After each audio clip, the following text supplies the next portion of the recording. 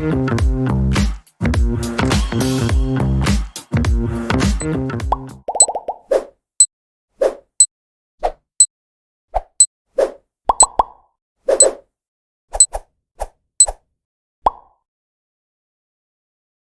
pessoal, boa tarde, tudo bem com vocês? Olha eu aqui de novo, juntinho, para a gente aprender mais um conteúdo de língua portuguesa. Então, como é de costume, corre, pega o caderno, faz anotações, tira o print do conteúdo para revisar depois, tá bom? Hoje nós vamos aprender um conteúdo muito legal, um conteúdo que tem muitas informações, porém não é difícil, que é as figuras de linguagem. E as figuras de linguagem, elas estão muito presentes em propagandas, em poemas, poesias, em textos que têm sentidos duplos. Então, nessa aula, nós estaremos abordando e aprendendo as figuras de linguagem. No geral, há algumas gramáticas que podem trazer até 26 tipos de figuras de linguagem. Porém, é impossível a gente ver em uma aula de 15, 20 minutos, todas elas. Então, a gente vai ver as principais, as mais utilizadas, as mais vistas, e o professor mediador ele vai poder estar ali depois ampliando para vocês esse conteúdo, tá bom? Então, aperta os cintos e vamos iniciar a nossa aula. O que é figura de linguagem, para a gente começar? Chamamos de figura de linguagem os recursos expressivos empregados para gerar efeitos nos discursos, ampliando a ideia que se pretende passar e que não seria possível com o uso restrito e literal das palavras. Esses recursos podem dar o efeito de exagero, ausência, similaridade, lirismo ou estranheza, priorizando a alteração da construção das sentenças ou a semântica, o significado ou a sonoridade, a forma. Vamos conhecer as principais figuras de linguagem e seus usos. Então, as figuras de linguagem, como o texto falou, é um recurso expressivo, São recursos expressivos empregados para gerar efeitos nos discursos. Então, a gente vai ver que esses efeitos podem dar a ideia de comparação, de metáfora, de similaridade, de elipse, de metonímia. Nós vamos ver agora, no próximo slide, o início de algumas figuras de linguagem, tá? Porém, as figuras de linguagem se dividem em 3 grandes grupos. São eles, as figuras de linguagem podem ser classificadas em figuras de palavra, figuras de pensamento e figuras de construção. Olha aí. As figuras de palavras são recursos da língua que nos permitem mudar o sentido real de uma expressão, passando-a para um sentido figurado. Então, se eu digo assim, estou morrendo de fome, esse morrendo é literalmente ou é um sentido figurado? Compreenderam mais ou menos como a figura de linguagem vai trabalhar? Faz 1 ano que estou te esperando. Será que realmente é 1 ano? Ou faz algum tempinho já além da hora marcada? Então, as figuras de palavras vão trabalhar com esse sentido. As figuras de construção, também chamadas figuras de sintaxe, são modificações feitas na construção de uma oração com o objetivo de se obter mais expressividade. As principais são anacoluto, anástrofe, assíndeto, elipse, hipérbato, pleonasmo, polissíndeto, anáfora, silepse e zeugma. Você pode estar dizendo, meu Deus do céu, essa aula do professor vai vir muita coisa. Mas não, a gente vai aprender apenas algumas, porque, como eu já falei, não vai dar tempo.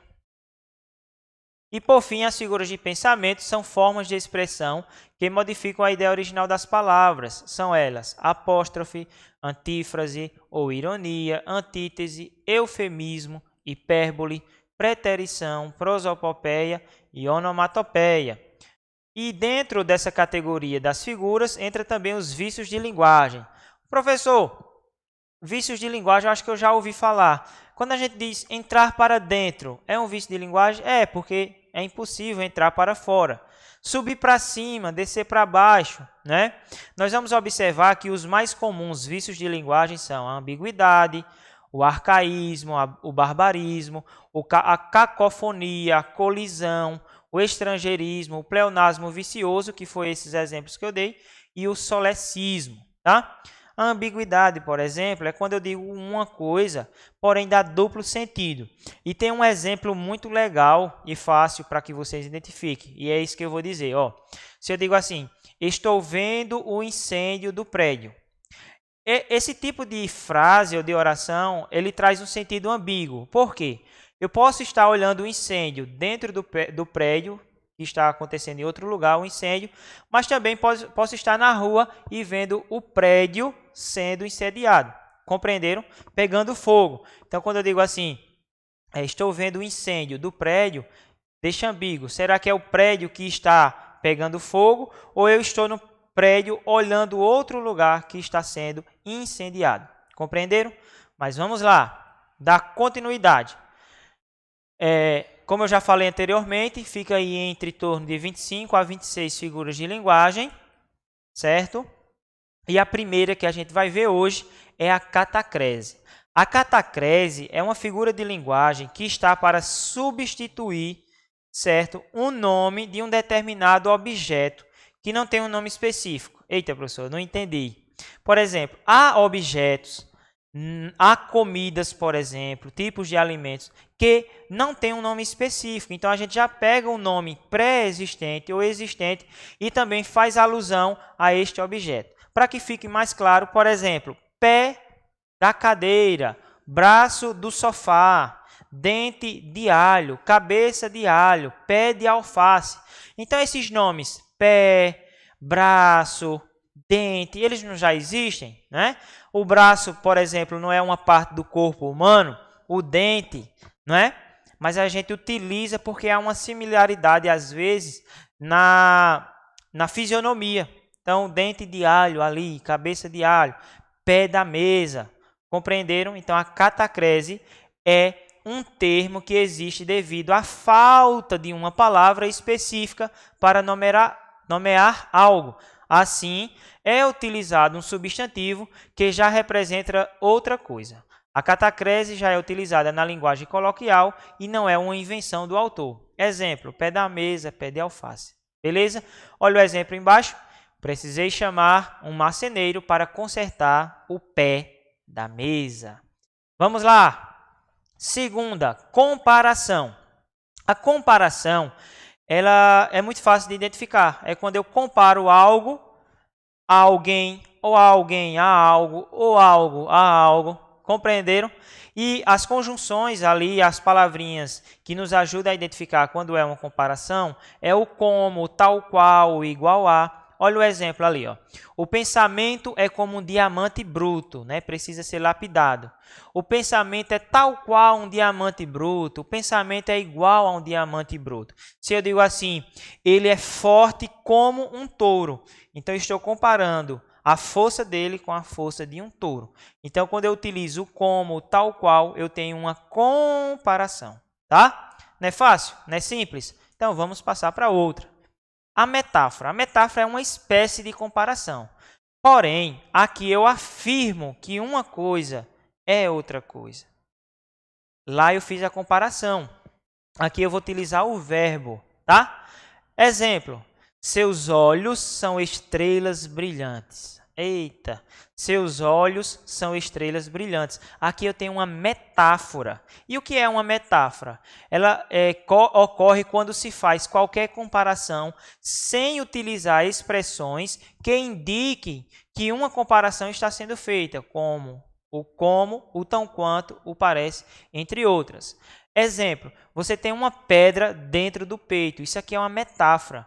Será que a pessoa poderia realmente ter uma pedra dentro do peito? Não. Ele está dizendo que, assim como uma pedra ela é dura, ela é firme, é uma rocha, há pessoas que também são pessoas sem ser muito sentimentais. Compreenderam?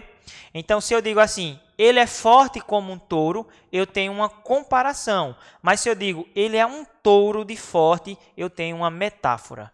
Beleza? Então, eu poderia dizer assim, você é a flor mais linda que eu já conheci.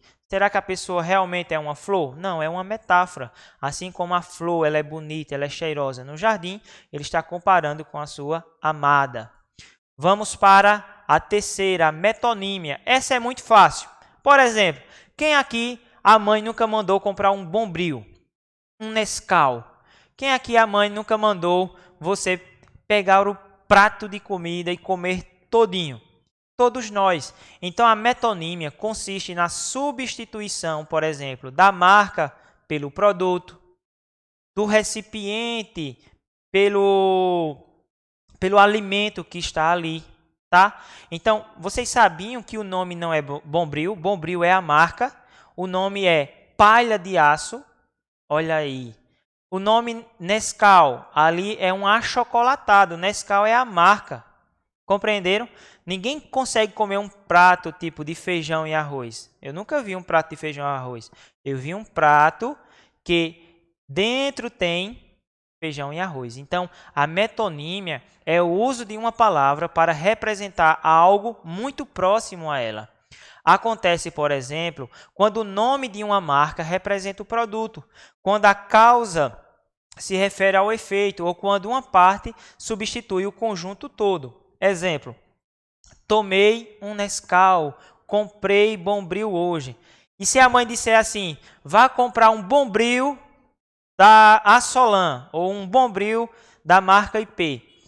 Olha aí, ela se utiliza de duas marcas, sem saber. Então, a metonímia consiste nessa mudança, nessa troca, mas que há ali uma ligação, tá? A onomatopeia. Por exemplo, onomatopeia é uma figura de linguagem que indica a reprodução de ruídos ou sons. Por exemplo, o que é que o relógio faz? Qual é o som que o relógio faz? Tic-tac, tic-tac. E a bomba? Bum, né? E tipo uma coisa gosmenta caindo no chão, splash. Então, quando a gente tenta representar na escrita esses sons, nós temos uma onomatopeia, tá?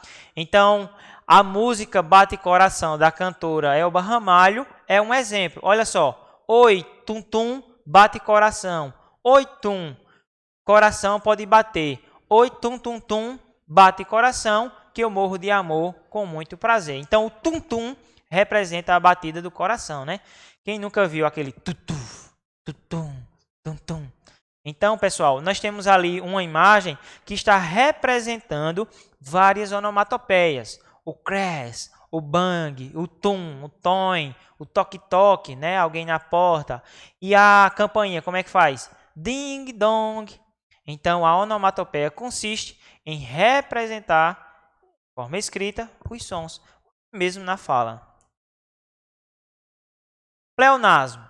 O pleonasmo consiste em dizer uma redundância, tá? Uma repetição desnecessária de sentido. Aquilo que eu falei anteriormente. Olha o exemplo ali em cima. Chorei aquelas lágrimas terríveis e doloridas. Quem chora derrama o quê? Lágrimas. É a mesma coisa a pessoa dizer assim, uma mulher fez uma operação e teve uma hemorragia de sangue. Só existe hemorragia se for de sangue. Então, eu vou dizer alguns pleonasmos que é muito conhecido. Entrar para dentro, sair para fora, subir para cima, descer para baixo. Isso é pleonasmo, tá? Mas vamos observar ali o exemplo. Observe o trecho do texto de Vinícius de Moraes, Soneto da Fidelidade. Em seu louvor hei de espalhar meu canto, e rir meu riso, e derramar meu pranto, ao seu pesar ou seu contentamento. Então, no trecho rir e riso é um exemplo de pleonasmo. Quem ri tem que ter um riso. Compreenderam o que o pleonasmo ele trabalha? Antítese. Quando a gente falar em antítese, lembre-se de palavras que têm sentidos opostos, né? A antítese, ideias opostas. Não haveria som se não houvesse o silêncio. É um trecho de uma música de Lulu Santos. Então, som e silêncio são o quê? Sentidos opostos. Olha ali o outro exemplo. Quem ama o feio, bonito lhe parece. Já ouviram falar aquela expressão que o amor é cego, né? Então, ele diz assim, quem ama o feio, aquele que ama para ele, aquela pessoa feia é bonita. Então, quem ama o feio, o bonito lhe parece. Então, a gente vai observar que feio e bonito são palavras, o quê? Opostas, de ideias opostas, de sentidos opostos. Então, a figura de linguagem, antítese, né, é aquela que tem sentidos opostos. Olha alguns exemplos: riqueza e pobreza, guerra e paz, alegria e tristeza, amor e ódio, dormir e acordar, continuar e parar, claro e escuro, dentre outros. Tá bom? Vamos lá. E aí, nós chegamos ao fim da nossa aula, tá? De forma geral, nós aprendemos hoje que as figuras de linguagem são muito utilizadas nos poemas, em propagandas, em textos literários, pode ser utilizado na linguagem oral e que ela tem um sentido de conotação, né? É o sentido figurado das palavras. Eu sempre costumo dizer aos meus alunos, para a gente terminar aqui, que se alguém de repente fizesse um moicano no cabelo, pintasse de rosa, chegasse todo esquisito e a gente diz assim, bonitinho o seu cabelo, esse bonitinho, será que realmente é a palavra bonito ou você usou ali uma ironia? Então, sempre que houver uma linguagem conotativa, uma linguagem figurada, nós estamos trabalhando com as figuras de linguagem. Obrigado, até a próxima aula, pessoal.